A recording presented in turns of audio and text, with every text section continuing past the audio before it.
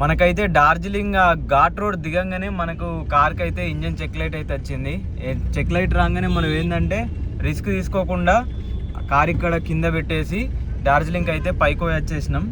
బస్సులో అయితే వెళ్ళినాం. బస్సులో వెళ్ళి వచ్చేసిన తర్వాత ఇప్పుడు నెక్స్ట్ డే మార్నింగ్ అయితే మెకానిక్ అయితే చూపించినాం ఇంజన్ చెక్ లైట్ వస్తుందని చెప్పి.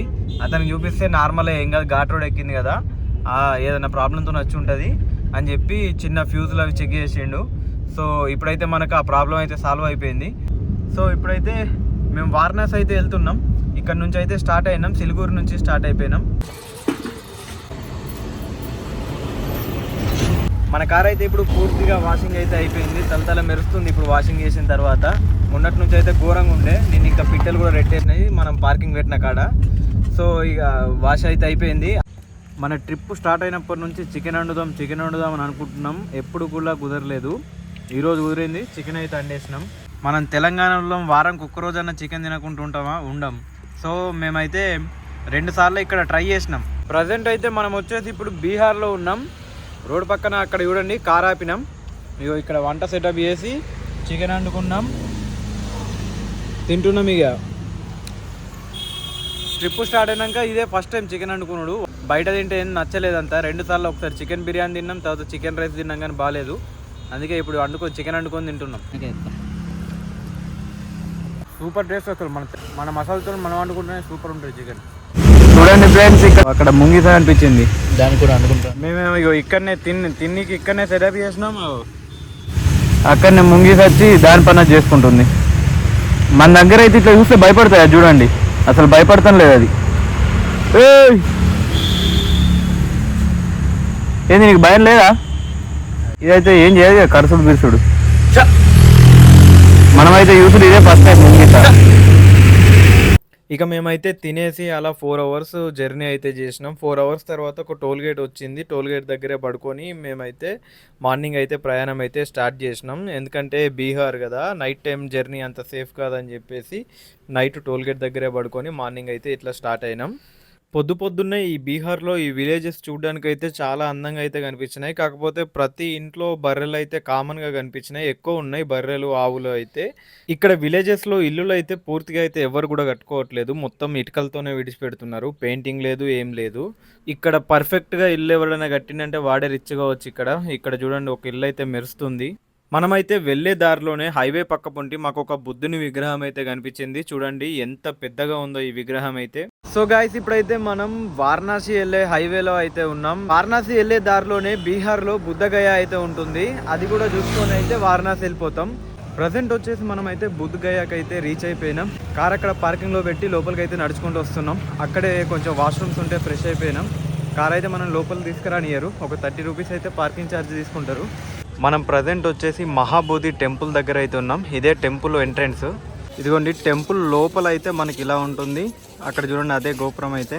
మనకు లోపల ఉండే మెయిన్ టెంపుల్ అయితే ఇదే, చూడొచ్చు. ఇక్కడ నుంచి మీకు ఎలా కనిపిస్తుందో కానీ లోపలికి వెళ్ళిన తర్వాత మాత్రం సూపర్బ్ ఉంటుంది. అలాంటి గోపురాలు లోపల ఒక 10-15 అయితే ఉంటాయి. తర్వాత మీకు లోపలంతా టిబేటియన్స్ అయితే ఉంటారు.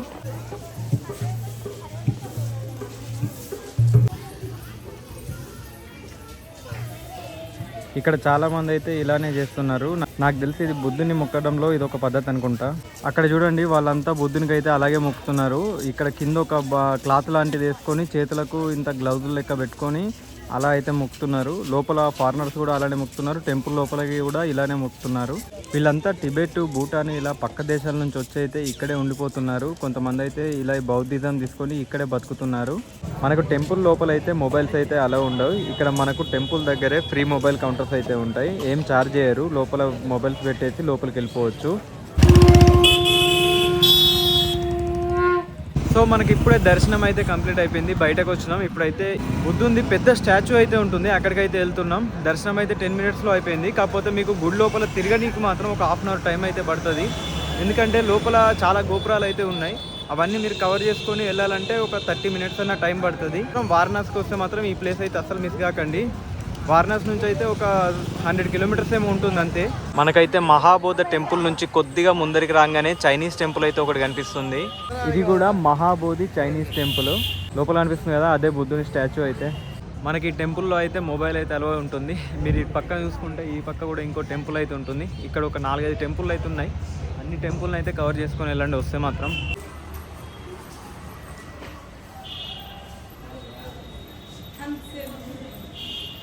ఇక్కడ చూడండి ఫారిన్ టూరిస్టులు ఇక్కడ ఉండే పేదవారికి అయితే డబ్బు అయితే పంచుతున్నారు. అవి అన్ని 20 రూపీస్ నోట్స్. ఎంతమంది వచ్చినా కానీ పంచుతున్నారు. ఇక్కడ ఇలా పంచాలని చెప్పి ముందే ప్రిపేర్డ్గా తెచ్చినట్టున్నారు. 20 రూపీస్ నోట్స్ అయితే చాలా ఒక కట్ అవుతుంది, అది అయిపోయేదాకా అయితే పంచారు. మనకి బుద్ధగయ సిటీ మొత్తం బుద్ధుని టెంపుల్లే, మొత్తం బుద్ధుని విగ్రహాలే ఉంటాయి. చూడండి ఈ విగ్రహం కూడా ఎంత బాగుందో. ఇక్కడ గుర్రాల బండి నడిపే వాళ్ళు చూడండి, గుర్రాలకైతే ఫుడ్ ఎట్లా పెడుతున్నారో దానికి ఒక బ్యాగ్ కట్టేసి దాని మెడకే తలిగేసిర్రు. ఇప్పుడు అవి ఫుడ్ అట్నే తింటున్నాయి వాటికి అవే. ఇదైతే నేను ఫస్ట్ టైం చూడడం ఇట్లా ఫుడ్ పెట్టడం. ఇక్కడ కంట్రీకి ఒక బుద్ధుంది అయితే టెంపుల్ అయితే కట్టిర్రు. ఇది చూసుకోవచ్చు, ఇది సిక్కిం వాళ్ళదంట. మనం అయితే లోపలికి వెళ్ళట్లే, లేట్ అవుతుంది. స్టాచ్యూ దగ్గరికి వెళ్ళిపోదాం పదండి. ఇక్కడ ఈ బోర్డులు చూడండి, Japanese temple, Bhutanese temple, great holy monastery అంట. మొత్తం అన్ని టెంపుల్కి ఒక కంట్రీ నేమ్ అయితే పెడుతున్నారు వీళ్ళైతే. మొత్తానికి మనం వరల్డ్లోనే ఫేమస్ అయిన బుద్ధుని స్టాచ్యూ దగ్గరికి అయితే వచ్చేసినాం. చూడండి ఎంత పెద్ద స్టాచ్యూ, ఇదో 70 అడుగులో 80 అడుగులో అంత ఎత్తు అయితే ఉంటుంది. సో మనకి ఇక్కడ చూడొచ్చు, ఇదే మనకు 80 అడుగుల అతిపెద్ద బుద్ధుని విగ్రహం అయితే. మనం మెయిన్ గా ఈ స్టాచ్యూ చూడడానికి అయితే ఇక్కడికి వచ్చినాం. కాకపోతే ఇక్కడికి వచ్చిన తర్వాత చాలా కంట్రీస్ కి సంబంధించిన టెంపుల్స్ అయితే కనిపించినాయి. సో ఫైనల్ గా మన బుద్ధగయ టెంపుల్ దర్శనం అయితే అయిపోయింది.